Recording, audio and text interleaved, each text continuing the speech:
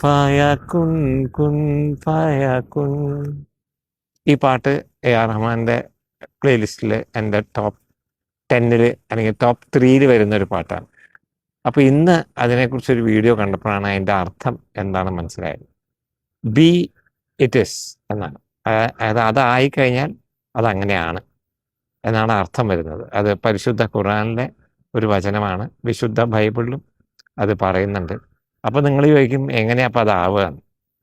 നിങ്ങൾ അല്ലെങ്കിൽ നമ്മളെല്ലാവരും ജനിച്ചപ്പോൾ ഒരു കുട്ടിയായ പോലെ, സ്കൂളിൽ ചേർന്നപ്പോൾ ഒരു വിദ്യാർത്ഥിയായ പോലെ, കോളേജിൽ ചേർന്നപ്പോൾ ഒരു കോളേജ് വിദ്യാർത്ഥിയായ പോലെ, പ്രണയിച്ചപ്പോൾ ഒരു കാമുകനായ പോലെ, അപ്പോൾ അതങ്ങോട്ട് ആവാൻ പറ്റും.